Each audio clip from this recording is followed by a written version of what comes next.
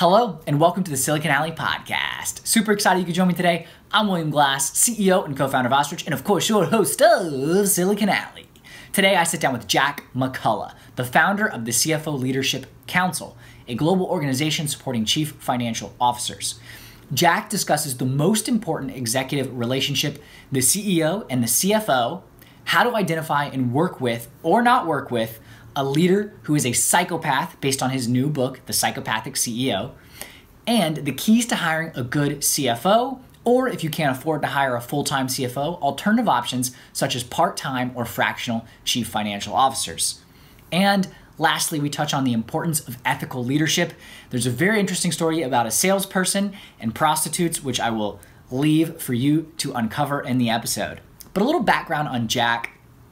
Jack McCullough is a recognized thought leader in the world of financial leadership with a career that has included CFO positions at 26 companies. He founded the CFO Leadership Council, a global organization dedicated to empowering senior financial executives through innovative professional development programs and peer networking. Jack is chair of the MIT Sloan CFO Summit, which has been recognized as the world's most influential conference for chief financial officers. Jack is also a senior contributor to the Forbes CFO Network, where he writes about the opportunities and challenges facing finance chiefs. He's also the author of The Secrets of Rockstar CFOs, based upon his interviews and conversations with 40 of the top chief financial officers, and his forthcoming book, The Psychopathic CEO, What to Do When the Boss is Nuts. And for those joining for the first time, on the Silicon Alley Podcast, I talk to entrepreneurs, VCs, and top performers to understand what it truly takes to grow and scale a business. You'll get actionable advice that you can apply in your own business and life. So go ahead and pound that subscribe button so that you get notified when new episodes drop every Friday. And of course, share the podcast with others that you think would get value. Without further ado, I hope you enjoy today's leadership-focused episode of the Silicon Alley Podcast, featuring the Jack McCullough. You got no time to waste, but still you hesitate. Jack, welcome to the Silicon Alley Podcast. Super excited to have you on today. Yeah, I'm excited to be here. Thanks for the opportunity. I got to listen to some of your episodes, and you've got some great content, so I'm proud to be part of it. Oh, thanks. Yeah. And I'm excited to dive into this topic a little bit because I want to know if I'm a psychopathic CEO. So you've got a book coming out that talks about that. But one thing that I think would be an interesting place to start is that before we hit record, we were just talking and you mentioned that it's really hard to write a book as the president of a company and you can't just quit. Can you talk a little bit about kind of your experience writing this book and how that's been running your own business as well as writing? Yeah, as my dad would say, and he was great with the malaprops. He would say running a business is like an albacore around my neck.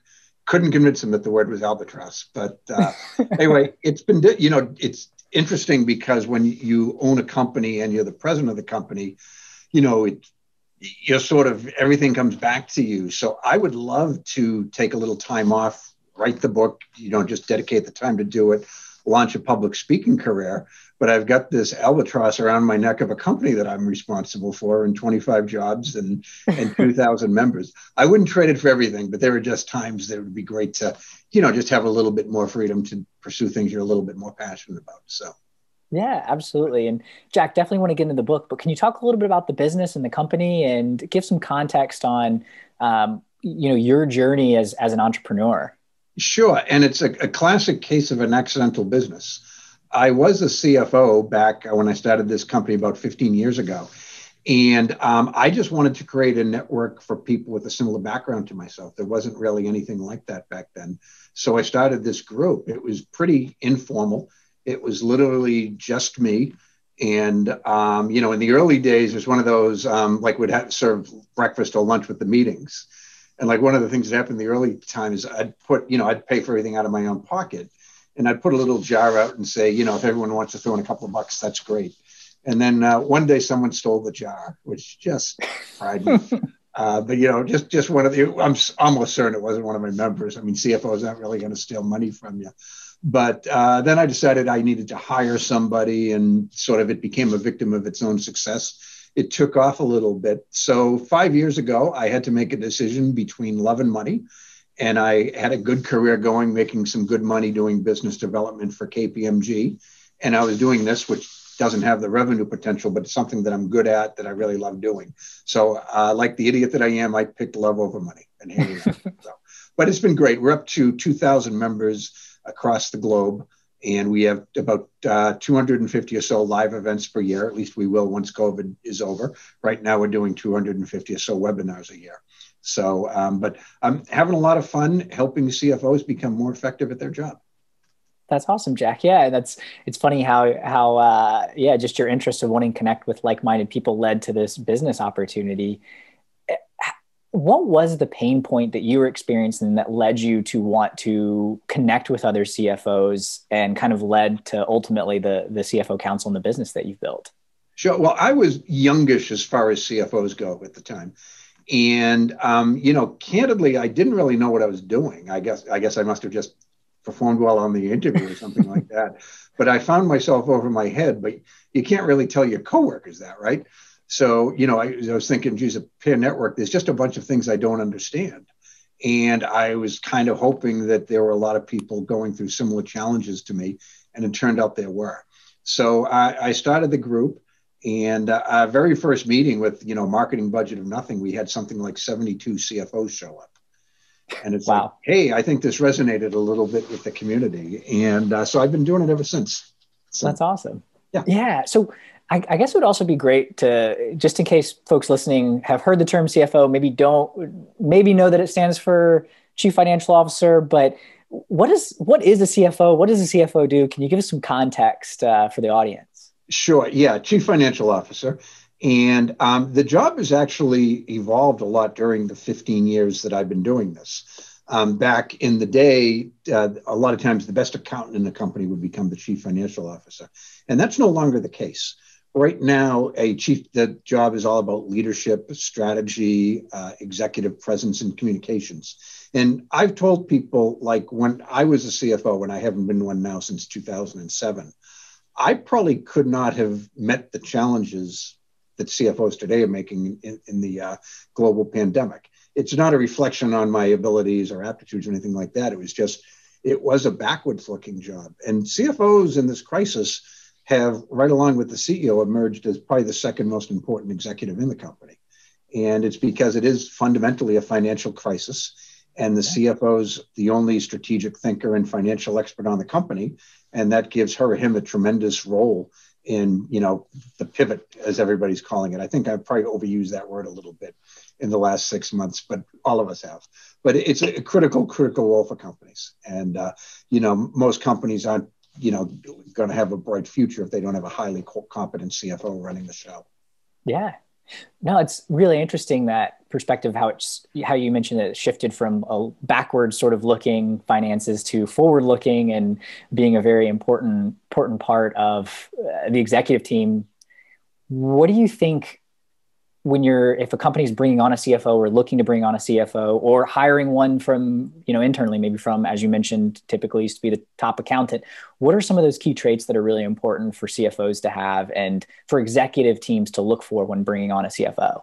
Yeah, I think the main thing for a successful CFO is that he or she is a strategic partner to the CEO. You of course know that the expression, the emperor has no clothes. Well, it's usually the CFO is the one that has to say that if the CEO has a bad plan or something like that. So there's a level of comfort between the CEO and the CFO as far as, that just has to exist. In fact, Accenture did a study a couple of years ago on executive relations dynamics. And the conclusion was that was the most important relationship between the executives. And if that wasn't a productive, functional relationship, the company had little or no chance. Doesn't mean that the CFO and CEO need to be drinking buddies or golf together every Sunday or anything like that. I suppose it wouldn't hurt, but as long as there's a professional relationship and trust and mutual respect between the two, things are good. And the other thing is, I'd say ethical leadership.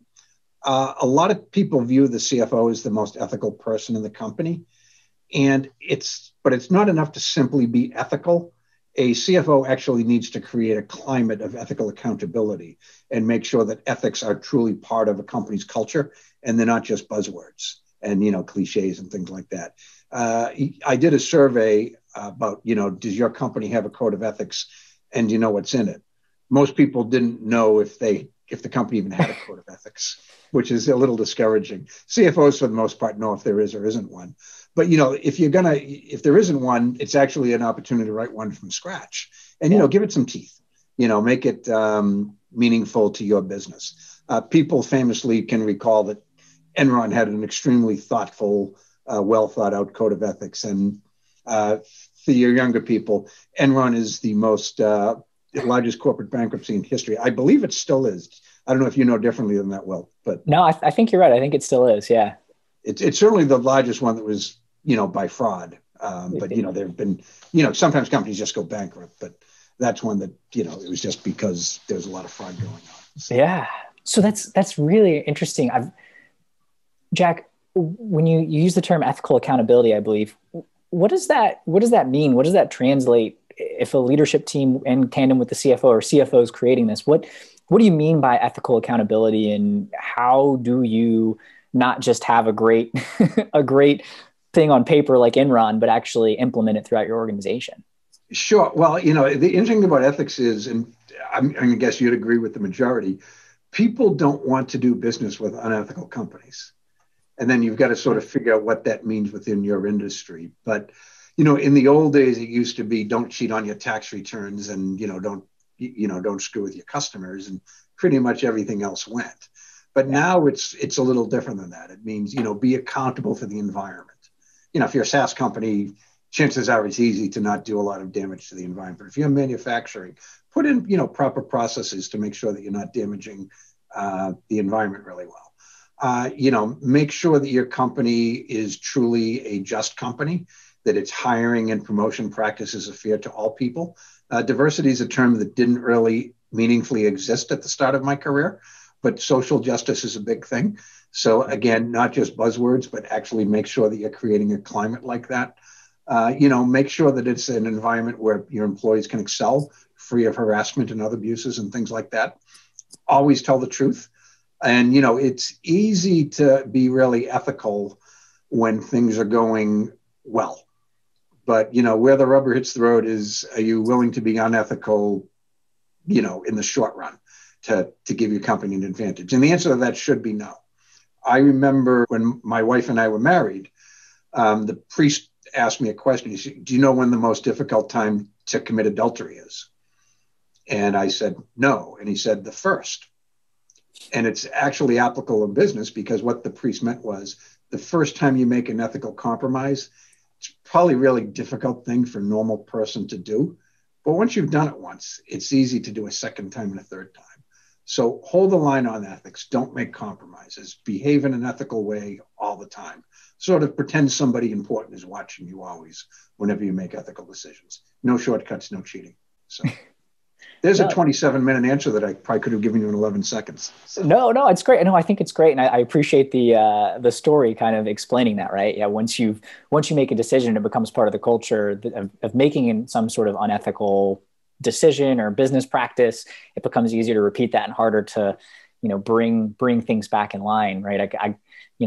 Immediately what comes to mind is like the Wells Fargo incident, right? Where they were opening up bank accounts for customers and charging them fees without their knowledge. And, that started with a very, very, stringent sort of sales incentive structure, right? And, it was easy once, I'm sure one manager, someone said, just go open an account. And then it started to kind of spread like wildfire. Oh, yeah. And once you see that, once the CEO or the CFO makes an ethical compromise, all of a sudden everybody says, well, okay, we're an ethical company, but when it's in our best interest, we can do it once or twice because the boss did it. And if the boss can do it, I can probably do it too. So, yeah. So Jack, how do you, as a CFO or management team, how do you address unethical behavior, right? So, if you are running a large organization, or, you obviously can't control everything that happens within an organization. People are going to make decisions. Sometimes they make mistakes, intentionally, unintentionally. But how do you address that as a management team when you come across unethical behavior? Yeah, it's an interesting question, and there's no really easy answer.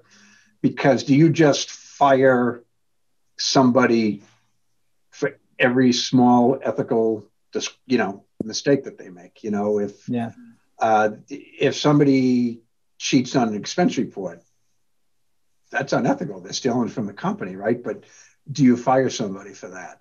And that's one of the things you've sort of got to decide for yourself as a company, right?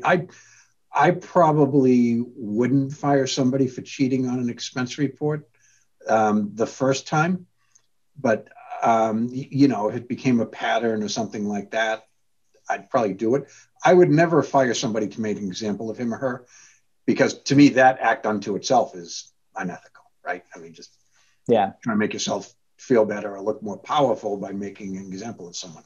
That's kind of below average ethics, in my opinion, too. So, I think you do your best to hire ethical people to create the culture. And then, you realize once you get past your startup group, if you're a startup, you have 8, 10 engineers, it's probably pretty easy to have an ethical company there, right? I mean, engineers are, generally speaking, really honest people. When they break rules, it's usually because they're not aware that they're breaking the rules, as opposed to any malicious type of thing. But, when you get to 100 people, you've got a few salespeople, you've got a couple of kids right out of college, you've got people, retirees. All of a sudden, the behavior becomes a little bit different. It becomes a little bit more complex, right? So, so just, create the culture, hold people accountable to it, and then, recognize that even the best people are going to take ethical shortcuts from time to time, and, deal with it appropriately. If it's a pattern, it's different. I worked with a sales guy. Here's an ethical one for you. He would set his customers up with prostitutes. Wow. Okay. So I was a young CFO at the time, but he would, to solicit sales, he would bring in prostitutes. And my reaction is, this guy's going to get us all sent to prison. He's breaking the law. No, I'm not. I'm flying him to Vegas to do it where that sort of thing is legal. And I'm just like, wow, but he would, and like, he wasn't hiding it. Like he would put it on his expense reports and state exactly what it is. And he wasn't breaking any laws and that sort of thing. I still couldn't help but feel a little bit squeamish about it. Yeah. But, on the other hand, we had 7 salespeople in North America. This one guy alone was doing almost 60%. So he was outperforming 6 other people. Yeah. And not breaking any laws, and not, he was totally transparent about what he was doing. So you've got to make that decision as a business, right? Is that, that's a case where someone is being, I guess, upfront about what they're doing. Yeah. Yeah. That's really interesting. Look, I know it makes people uncomfortable. I'm sorry, I'm very good at selling, and this is just what I do. And you'd like the guy if you knew him. But, then I asked the question, okay, you've got a college age daughter. How would you feel if I told her? I wasn't threatening, but you'd feel okay with it. You'd just explain that this is how daddy makes his living, and it's okay. I mean, but, so ethics can get into gray areas. I just sort of think use good judgment, and, in your heart, you sort of know what's right and what's wrong, even if in your brain you can sometimes get confused. So, yeah, no, Jack, that's a really great example, because it gets on this kind of like line of, well, it's acceptable under the law, but is it something that aligns with our values? And as a business, also, from a CFO perspective or an executive perspective, this person's doing most of our revenue. So having to make those really tough choices, I think really, highlights what you're talking about. It's not, ethics from a academic perspective can be very black and white and very easy, but when you're in the real world, it's not as black and white as it might seem, or you might think it should be. Yeah. And that's the whole thing about ethics, right? Law can be fairly cut and dried sometimes, right? If he made the mistake of doing that in Massachusetts and New York, he'd be fired and maybe worse. Yeah. But he did it in such a way, and he made no effort to hide it. And, candidly, I was like a youngish CFO. So I was thinking, well, if I fight this to the death, the likely outcome is I'll lose my job and he'll keep his. I'll have lost a job that I liked for no particular reason, right? But as a CFO, you do have to put the interests of your company before your own, even when it hurts in a situation like that. So ultimately, I did make the guy stop, and he quit. So, and presumably just did it at a different company. So. Gotcha. Yeah. No, it's not an easy, yeah, definitely not an easy choice and easy decision. So that's really, really interesting. And I guess getting to this, which is kind of what the new book's about, right? Like you mentioned that Accenture study that said that the most important relationship on an executive team is between the CEO and the CFO. What do you do when you have a CEO that is, as you put in your book, a psychopath? And maybe you can talk a little bit about what the book's about and kind of that, but I think it would be great to talk about that and how the importance of that relationship and what do you do if the CEO is acting kind of crazy? Yeah. And, a couple of things, by one estimate, and this is a fall off your chair type of number, 21% of American CEOs are psychopaths. 21%. That's higher than the prison population as far as the rate of psychopathy. So the typical CFO, if he or she, follows a conventional path, becomes a CFO for the first time around 40 and remains a CFO for his or her career, they'll probably end up with 5 or 6 jobs, which means at a minimum, you're going to be working for 5 or 6 CEOs, probably more than that, because you might work for, 2 CEOs at a given time. And so there's a good chance if you haven't already worked for a psychopath that you're going to work for one at some point in your career. And it's an interesting situation because, keep in mind, it's one of those things. It's not illegal to be a psychopath, right? I mean, any more than it's illegal to be diabetic or have some other disease, right? It's the behavior that's problematic. And there are some people that display traits of psychopathy. And you might say, okay, Steve Jobs. A lot of people think he was a psychopath. Elon Musk, a lot of people, think he was. And I would actually work for those two, that I know of. They've never broken laws in an egregious way, or at all for that matter. I don't know. But then there's others, Harvey Weinstein. Classic psychopath. Would you really want to work for him, right? Yeah. And, it's everybody I've spoken to has said if they were, every CFOs, if they was Harvey Weinstein's CFO, they would have stopped it. But how?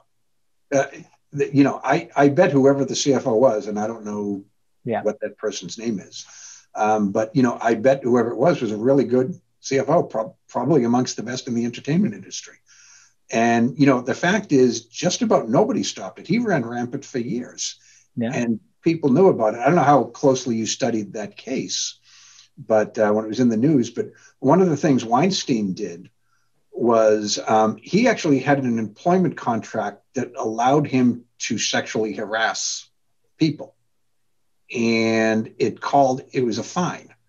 So like the first one was free, but then if there was a second one, he had to give the company $500,000. And, the one after that, it was $1 million. And can you imagine, like this was approved by, the board of directors for sure, but probably the senior HR person and the CFO. I can't say for certain if they did, but that would be the standard protocol. And it was typed up, at a law firm. Can you imagine being the associate on this? You're 2 years out of school. It's like, what the hell am I typing here, right? Yeah. The company's allowing this kind of behavior and guaranteeing continued employment in advance. Now, they weren't saying he could go and, sexually assault people in hotel rooms, just that he could harass them. And it was okay. But, he was a creative genius. He won a lot of Oscars for, the studio. They made a lot of money until the end. And, there are people that just said, oh, that's Harvey being Harvey. Yeah. We'll just let him run amok. Right. Yeah. He got away with it for decades. Yeah. For decades. But like Elon Musk, what's the worst thing Elon has ever done? Probably, he smoked marijuana on a podcast, right? Yeah. Smoked marijuana podcast. And I guess you could argue maybe, depending on your perspective of Bitcoin and GameStop and, when we're recording this, maybe convincing people that don't know what they're doing to invest in things that they maybe shouldn't. Right. But again, who knows? Could be great investments, but that's. Yeah. Genius guy, right? I was asked earlier, he's now investing in Bitcoin, the company's money. And I'm just like, I'm inclined not to do that. But, who the heck am I to second guess Elon Musk? But given the opportunity, I would work for Elon Musk. Yeah. And, I would accept the fact that he's going to yell and scream at me and he's going to belittle me, but I would try to stick it out for a year and learn everything I could from this, maybe the most creative guy in the world.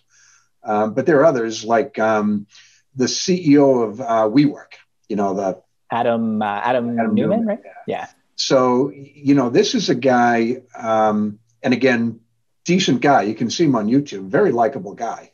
Most psychopaths are. But this is a guy, amongst other things, he wanted to launch WeWork on Mars. He thought his business model was so good. Not just we can take it to Latin America or Europe or Asia. We can take this business model to Mars. People move to Mars to go to WeWork offices. And he wanted to be the world's first trillionaire, achieve immortality, and become president of the world, not the country, the entire world. And he said stuff publicly like this. I mean, how could he not have been laughed out of board meetings when he said this stuff? And by the way, no one bothered to check his business model, which was, it had no near-term path. Yeah, real estate leasing model. Yeah. We're gonna buy long-term leases and do short-term leases on the front end. There's nothing that could go wrong there. But a smart guy, passionate with his vision, and a classic case. Again, I'm not. He maybe was more narcissistic than psychopathic, but and I'm not qualified to really distinguish between the two. But clearly he's within that family, right? Yeah. But I mean, he kind of got away with it until like an analyst was looking at the numbers who, had never met him and wasn't taken in by his charms. But that's the danger of being a psychopath, is that they're very charming and very manipulative. And if you worked for one, it would take you a while to figure it out, and you would probably like the person.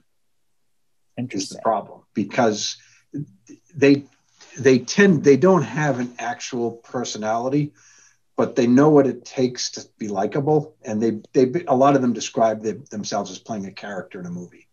So if they get a new job in a company, the company hires a psychopath, they know a lot about the company. You can go to the website, you can read their code of ethics, you can read their culture and values. And then, you just sort of pretend that those are your values too. I suppose it's not unlike dating on a website, right? If you Bumble or whatever it was, oh, she likes mountain climbing, backpacking, and, evening walks on the beach. I'm going to write a profile. Yeah. And it's probably a lot of similarities to that, but they're charming on a very superficial level. A lot of them are very smart, and if managed properly, they can actually be effective CEOs. Now, not all of them. Okay. Psychopaths are really good at getting CEO jobs, but they're not really good at keeping CEO jobs. Okay. And can we pause for a second, Jack? Can you define what a psychopath is? Because I think, and I'm guilty of this, sometimes confusing psychopath, sociopath. You mentioned narcissist. So what do you mean when you say psychopath, just to make sure everyone's on the same page? Sure. And it's one of those undefined terms. And I will say the book I'm writing is it is a business book, not a medical book. And I'm using the term psychopath. There's an entire set of disorders. It's called antisocial personality disorders. And it includes psychopath and sociopath. It includes Machiavellians, and it includes narcissists. Okay. They're all kind of similar. The closest thing, a lot of people hear psychopath and they think psychotic. Yeah. And they get confused mostly because the words actually sound alike. But a psychopath is actually closer to a sociopath. Okay. And one of the biggest distinctions is a psychopath is likely born that way, just a genetic abnormality or whatever. And a sociopath becomes that way. However, if you meet a person for the first time at 40, it sort of doesn't matter which one they are, right? Yeah. And then under that same umbrella, there's narcissists. And the biggest difference between narcissists is they can actually feel embarrassment and shame. Their motivation is more recognition. They want you to love me. I'm smart and beautiful, and I just want you to realize that and tell me that. Whereas a psychopath probably might consider himself or herself smart and beautiful, doesn't really care if you think that or not. is really just out for control or money or whatever it might be, but they're not necessarily as egotistically driven. So, and then a Machiavellian is just somebody that views this is a thing to do. It's in my best interest, so I'm going to do it. So, and it's sort of difficult to pick one from the other. Generally speaking, psychopaths are the most dangerous of the group because they simply don't understand why something's wrong, and they don't care. They'll screw up your life just because they can. Whereas a narcissist just sort of wants some glorification. If they're not getting it, they'll just kind of move on. So, but psychopaths can be very dangerous. You really do not want to pick a fight with a psychopath because you're almost certainly going to lose. So, got it. Okay. So thanks for defining that, Jack. And so you started to talk a little bit, gave some examples, but what are some key things that would cue me to know if I'm dealing with a psychopath or the leadership CEO is a psychopath? Like, what are some of those key traits to look for? Yeah, there's a lot of them. And because they're well now psychopaths are acting like that, but they're superficially charming. So the most likable person in the room is potentially a psychopath, right? Because they know how to get people on the side. But at the same time, they're doing it because they're really manipulative and whatnot. And they are completely ruthless. They can make really difficult decisions without feeling an ounce of guilt about it. And, it just comes with, they just don't care because everything in the world should be for their own benefit. Just for example, a scenario, let's say you were the president of a company and there was a factory in the Midwest that was underperforming really through no faults of its own. But you sort of drew the conclusion that you needed to shut the factory down. However, it was in like one of those small towns, 40% of the people who work in the town, who live in the town work there. It would, just be a disaster for the community. You'd ruin the community, right? You might ultimately do some sorts of analysis. You'd probably go through 2 or 3 iterations. Is there any way we can save this? Can we invest in the plant, make it more modern? You'd eventually maybe figure out that you couldn't, and then you'd cut the losses. Maybe you'd do some training for the employees you're going to displace, whatever, right? Not a psychopath. What? Let's just cut that. Boom, done. But on the other hand, in the business community, that gives a psychopath an advantage over you, right? Because they can just make and execute these decisions. Something that might take you 3 months to do would take them half an hour. They could just make the decision and execute it. And by the way, you'd probably feel guilty about it years after, right? I actually remember the first time I laid people off as a CFO was 2001. So, 20-year anniversary is coming up this year. I still feel bad about it to this day a little bit. And, everybody had worked, they got jobs, the economy came back, and et cetera. But I still feel bad about what I had to do. Yeah. And they're not going to lose a minute of sleep over it. 5 minutes later, they're long over it and they moved on to the next thing. So, but they're very manipulative. They tend to be smart. There are some things that you can look for, like they're terrible at making eye contact, supposedly. But again, once they know that's a telltale, they'll start to fake it. They do have impulse control problems. They're thrill seekers. Okay. And they can lose their temper very quickly. So, but again, if they're on stage, if they're on their game, they're not going to lose their temper, even if you're trying to make them lose their temper. So, but they can do it when they have a moment of weakness. All of a sudden they're swearing and yelling and, belittling people. Geez, where the heck that one come from? That should raise your antenna a little bit. So. Perfect. Yeah. So what do you do if you've realized that you are working for a psychopath? Like you mentioned that there are some that you would want to work for, Elon Musk, a Steve Jobs, and then others like a Harvey Weinstein you would want to stay very, very far away from. So just because I might think that I'm working for a psychopath, what do you do about it? Do you do anything about it? Yeah. Just for clarification, to make sure neither one of us gets sued. I'm only saying that people like Elon Musk have traits of psychopaths. I'm not, I actually don't think he is. I just think he might be a difficult person to work for. But other people, Weinstein, he was psychopath or sociopath. Yeah. But it's one of those things, again, there's a few things that you need to do because let's say I'm a psychopath. the nanosecond that I meet you, I'm sizing you up both as a friend and a potential opponent if things go bad. And I'm literally doing that. Let's say I'm the CEO and you're the CFO and you've worked for me for 3 years and you finally figure out this guy's a psychopath and he's, destroying things. The best path for you might be simply to quit. And move on. And the reason is I've been thinking of you as an opponent for years. And what are your weak spots? And let me give an example of how their mind can work. One guy, he's a friend of mine, and he told me I think his daughter was sick with cancer. And he had a little bit of a talk to the CEO and disclosed how difficult it was and whatnot to the CEO. And, it's kind of an off the record talk. But the CEO said, this is something I might be able to use against him down the road. And he actually went to his board under the pretense that he was concerned about him. It's like, I don't know if you know this about Jim, but his daughter is really sick. I just think we need to monitor this situation a little bit. And then sure enough, the CFO began to piece together that everything's not as it seems. Mm-hmm. So what did the CEO do? He went to the board and said, I think for his own good, we need to terminate this guy. He needs to take a break. We'll give him a good, generous severance package. He needs to take a few months and deal with his family issues. Boom. The fight was over before it even started. So, wow. And so that's sort of the type of mindset that you're dealing with. They've been prepared for it since day one. But, if you are determined, hey, I want to take this person on. Okay. There's a few things you can do. One, document everything as best you can. Document all the aberrant behavior. And again, avoid the diagnosis. First of all, if you're a human resources person or CFO or whatever you might be, you're probably not qualified to make a psychopathy diagnosis. I'm writing a book on it and I'm not qualified to do it. So chances are you're not either.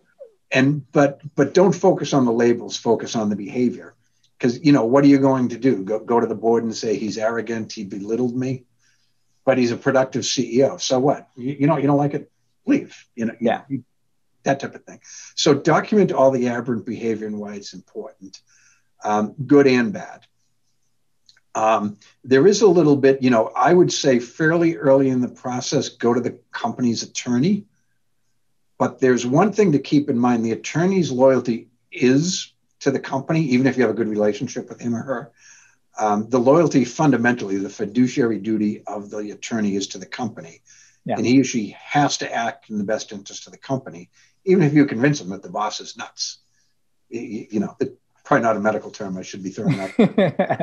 But, if you think it's a big thing, go to an attorney, go to a trusted board member and whatnot. Those are important things you can do, protect yourself as best you can. But, keep in mind, this person has been manipulating people in your company since the start. Like, let's say this person is sexually harassed for your people. Doesn't mean you're going to get them to testify. He may have intimidated them into not testifying them behind your back. So you may actually be alone in this fight, even though there might be 50 people that hope for you to win. There's a group of people that have been charmed by him very successfully. And I say him not to be sexist, but it usually is a him. And so he's got his allies because he's been getting people on his team since day one. And then the people around his allies might be afraid of him. So you might be a one-person battle in this. You might be taking the person on by yourself. And, good luck with that, right? So yeah. No, it's really interesting. Have to make that decision of, is it worth taking this person on? Am I in a position where I can take this person on? I guess it very much is going to depend a little bit on the situation, obviously. Mm-hmm. Yeah, and it does. And again, it's another battle you may not want to win. Like just one person told me, lives in a used to, they had to move, but they live in a crime-free neighborhood. And he actually successfully had a psychopathic CEO removed. 3 straight years on the anniversary, the car was vandalized in the driveway. And it's like no one else's car has ever been vandalized. And then it got a little bit worse. Like the guy's wife's car was vandalized at her place of work. and whatnot. They're vindictive as heck. Well, they can be, which is weird because they're sort of known for being unemotional, and the vindictiveness sort of doesn't fit in with that. But if they lose to you, not really. They have a mindset of the war isn't over until I say it's over, and you may have won the battle. And this guy actually had to move to a different part of the country. But there's other things like, I know another person confided in me. There was unethical behavior. He ended up quitting. He realized he wasn't going to win the fight. He got a new job. About a week into the new job, the new boss got a phone call he's almost certain it's from this former CEO that just plain lied, said, well, I don't know if you just hired him. You realize he was fired because he was embezzling against the company and he sexually harassed a bunch of the employees. We had to get rid of him. So you really shouldn't have hired this guy. You made a huge mistake. That's who you're dealing with. Yeah. These people do not understand the concept of not winning, and they're just going to keep fighting and fighting and fighting. So. Wow, Jack, this is really interesting because, what led you to write this book? Did you run up against a bunch of CEOs like this, or what led you to feel the need and write this book? Yeah, well, I later discovered that I'd worked for one, and part of my career was a part-time CFO, and so one of my clients. I discovered a couple of salespeople were cheating. They were, if you're familiar with side letters, basically the company would issue a purchase order to the company, but then the salespeople would write a letter on company letterhead saying, and we were operating in a reseller agreement that said, if you're not able to sell these to an end user, you have unlimited rights of refund. They weren't telling me, the CFO, so I was improperly recognizing revenue and paying the salespeople a commission. And they created the illusion that they were selling really well. Now, the intent was actually, they thought they just needed to get them to the resellers, and they legitimately helped the resellers sell them. They kind of were, in their mind, they weren't doing anything terrible. Yeah. But nonetheless, it's illegal and unethical. Whatever their intent was, they just thought that they would do it for a couple of months, get these things sold, build some momentum, and they'd fix it, but they didn't. So anyway, I kind of figured out a few of them were doing it, and I told it was actually the VP of sales. He actually later became the president of the company. But I told him this, and I'll just never forget. He was jabbing me in the chest with his finger and yelling over and over again, "How dare you? These are highly ethical, competent salespeople. How dare you make these accusations without proof? You can destroy somebody." And he was legitimately upset. He threw stuff on the ground. He walked off. Then he came back and did the whole routine again. And it turned out, but I was like, okay, clearly he doesn't know anything about what was going on. But nonetheless, I continued my investigation. Yeah. And not only did he know about it, but he orchestrated it. And one of the salespeople clearly objected to it. He said, "I'm not doing that." And he fired him. Wow. For not doing it. But I just remember thinking, when I realized the whole finger pointing and the "how dare you" over and over again, I'm not sure that Meryl Streep would have been any more convincing in that role. But so, down the road, I actually saw, it was an FBI agent, and she gave a presentation on the psychopathic CEO. And I'm like, oh my God, I worked for one. And this guy, he got me and the CEO fired, and he became the CEO, but he was the VP of sales when I worked with him. So, wow. Yeah. And then, during the presentation, the FBI agent said, by a show of hands, how many people think they might have worked for a psychopath? And about a third of us raised our hands.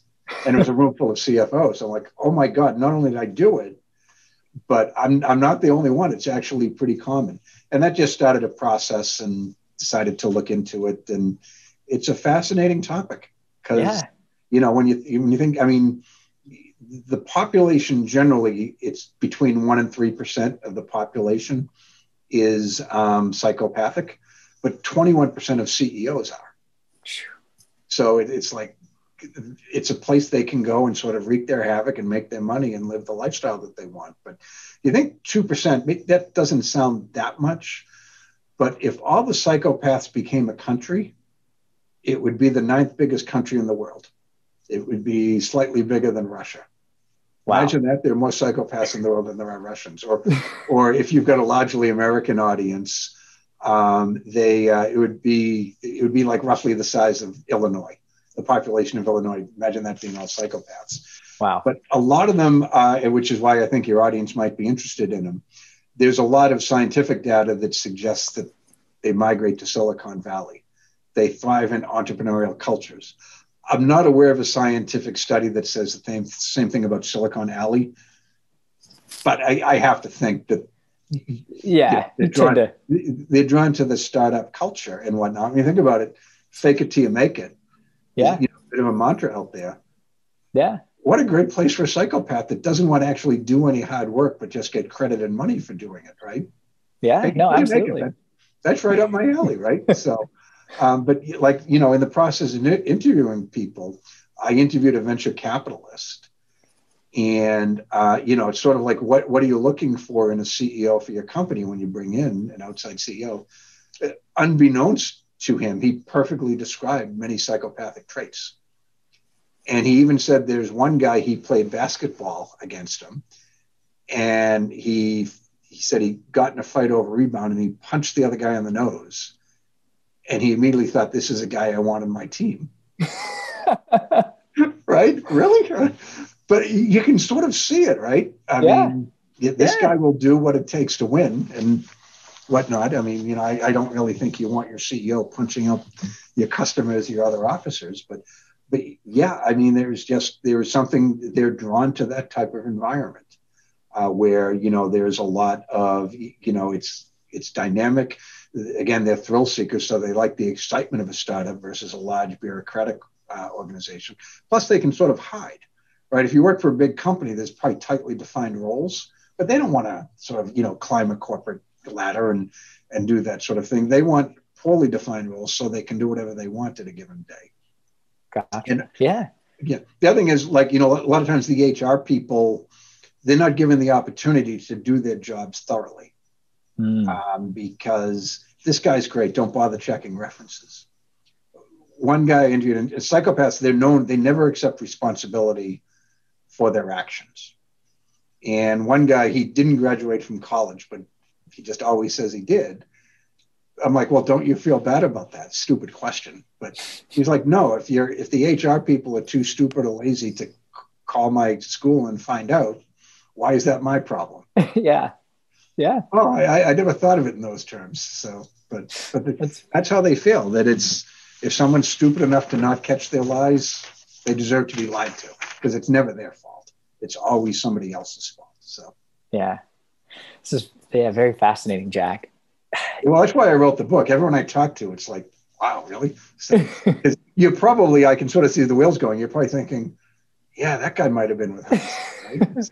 I really liked him, but now that I'm thinking about it, so. Yeah, no, absolutely. I'm going through my mental checklist of all the bosses I've had. What's scary is they're basically unbeatable because let's say you and I apply for a job and we have equivalent skills and people like us both, but the company puts us through a personality test. You answer the questions on the personality test truthfully. I read the company's code of ethics, the mission statement. I understand what they're looking for. I give the answers that they want. Who are they going to pick if it's a coin flip? Yeah. Right. They're probably going to pick me over you. They're not going to think that I'm lying on the answers to get the job.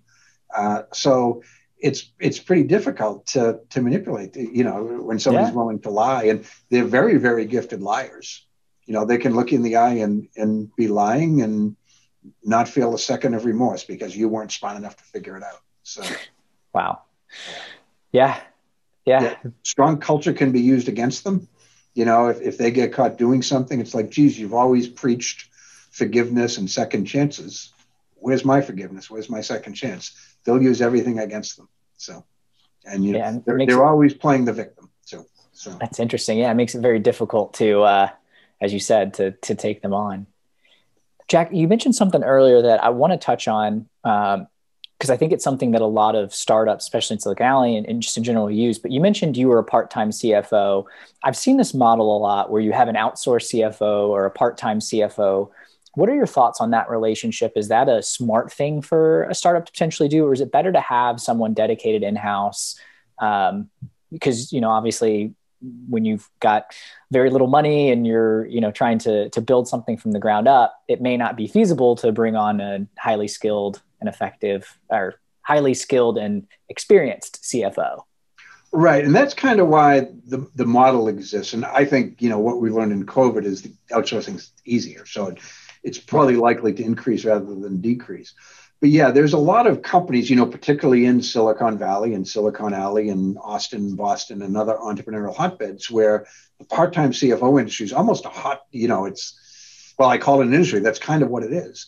But there's a lot of companies, A round, B round, pre-revenue, early revenue. They need the skills of a CFO, but they can't afford a really good one.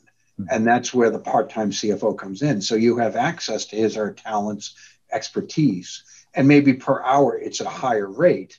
But a good CFO, I'm not even sure what they are costing these days, but I'm guessing a good Series B, C CFO is probably making $350 plus a generous option package. Mm-hmm. Whereas you can go and get a part-time CFO for a fraction of that, and then maybe have a full-time controller to make the trains run on time, so to speak. And so you've got everything at a more reasonable rate. But if you need a financial expert to negotiate, with a bank or something like that, you have access to one, or just whatever it might be that you need. So it's probably just going to get bigger. I know people that started doing it at 15 years into their career. A lot of times it's women that want to work part-time. They have a baby or whatever. They want to work, part-time for a little while, keep their hands in it and make some money. And then, they realize that, when that baby is suddenly a teenager and they don't want to be around full-time, it's like, this is actually really interesting work and I can make a lot of money doing it. So, a lot of people now, it used to be just sort of a few years you do it and then go back. But a lot of people now are doing it for decades and making a damn good living doing it. And it works well for everybody. It works well for the VCs. Works well for the entrepreneurs. You can focus on the business and not have to worry about some of the behind the scenes stuff that the CFO can take care of for you. So yeah, that's awesome. Thanks, Jack, for kind of diving into that, because it's something that I've seen, but it's definitely interesting and it seems like it's a good model. But figured I'd ask you, the CFO expert here. Will, have you seen it with other functions? Have you seen like a lot of part-time VPs of sales or chief marketing officers? It does seem like it's CFOs that's the way the model works, right? Yeah, primarily. I have seen it depends on the industry. It depends on, as you mentioned, the stage. But I've seen some part-time VP of sales type roles. But yeah, I mean, it mostly seems to, for whatever reason, be that CFO function, which is just interesting. Yeah, so. It is odd that it's sort of set it up. I've seen it with HR people too. Oh, HR, yes, yeah. But yeah, I've almost never seen like a part-time chief marketing officer or something like that. It seems which, maybe you need one pretty early, right? So it's an earlier need than a CFO. I don't know, but yeah. Yeah, maybe the need to be closer to customers, right? From a CFO perspective, not that being with customers isn't valuable and provide insights, but that's not the primary concern, right? It's more of a strategic corporate working with the executives. So maybe that's part of it. Mm-hmm.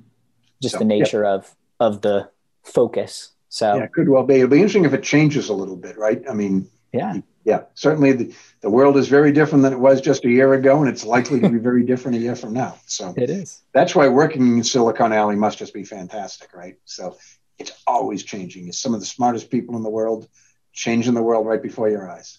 Exactly.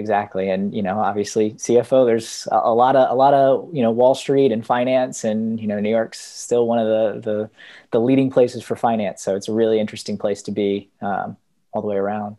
Yeah, absolutely. So America's greatest city. So, and I say that as a Bostonian. So, wow, that's tough. That's tough to say as a Boston, right? Yeah, I mean, I don't exactly root for the Yankees or anything like that, but can't go that far. Yeah, it's tough because I would prefer to root for the American League team, but It's like, I'm old enough to, the recent Yankees have been decent guys, but the Yankees of my childhood, they were easy to dislike. But, how can a rational person dislike Derek Jeter or Mariano Rivera, right? I mean, yeah, they seem like pretty decent guys. So fair enough. Yeah. Jack, last question that I want to end on, and this is from a listener who is focuses on training leaders. Kyle Soderman. His question is, what are the questions you love to use in your meetings with others, yourself, to solve problems, reshape thinking, or any other use cases? So in other words, what are the questions you regularly use to get great results? Sure. There's actually two of them. I think they're the two best questions that you can ask, and all the other questions are just sort of side dishes. But the first question is why? Get an understanding, get an aligned vision. Why exactly are we doing this? Make sure that you're not doing something just because it's always been done this way, or because someone read an article in a magazine that thought it would be pretty cool. So always ask why. Let's make sure that we're doing the right thing and doing it for the right reason. And then the more powerful question, again, particularly in an entrepreneurial community, is why not? And why that question is powerful is because when you ask why not, you are literally opening up a world of possibilities. Probably Elon Musk, before he decided to create a car that was, a green car that was also a luxury vehicle, I bet 1 million people told him he couldn't do it. You can't make a clean energy car that's also going to be a luxury vehicle. You can make a Prius maybe. Why not? And, people in the industry who'd worked there for 30 years didn't ask that question, which is why, General Motors been around since the 1918 or something like that. Ford Motor Company, pre-Great Depression. Elon Musk started a company from scratch that everybody told him he wasn't able to do it. And he kept saying, why or why not? And look at the guy now, right? Yeah. Great story. So I think those are the two, particularly in an entrepreneurial environment. Why not? Why can't we do this? Why can't we try something new? Why can't we try something different? So I don't know, hopefully that's helpful to your audience. So I think so. Yeah, it is. Those are great questions. And yeah, they're simple, but I think very powerful. So Jack, I want to leave you with any last words. Please let us know where we can get the book and when we can get it, because I know it's coming out in May, I believe. But let us know how the audience can support you and anything else that you want to leave the audience with. Sure. Yeah, I'm self-publishing on Amazon, and the good and bad to self-publishing is that I can kind of do it on my own schedule. The bad is that allows me to procrastinate if I'm so inclined. But I'm hoping it'll come out in May or June. And, I think it'll be a really good book. Again, it's not a medical book. I'm guessing people in the psychiatric profession will probably look at it and, not necessarily be thrilled that I'm sort of equating some of these things that they view as very distinctly. But I think if you're a CFO or chief people officer and you're dealing with some of these challenges, hopefully from what I've learned and talking to members who've been through some other things, we can help you survive. Perfect. So on Amazon, and when the link's ready, we'll put it in the show notes so the audience can get the book and support you. So yeah, awesome. Thanks so much, Jack. You got it. Thanks. Great talking to you. On your way out, please share the podcast with others. It's the only way that the community grows and others hear these incredible stories from entrepreneurs and top performers just like Jack. And of course, pound that subscribe button so you get notified when new episodes drop every Friday. I'm William Glass, CEO and co-founder of Ostrich, and of course, your host of the Silicon Alley Podcast. Have a very profitable day. You got no time to waste, but still you hesitate. Caught in a circle saying, I'll never leave this place. Ooh.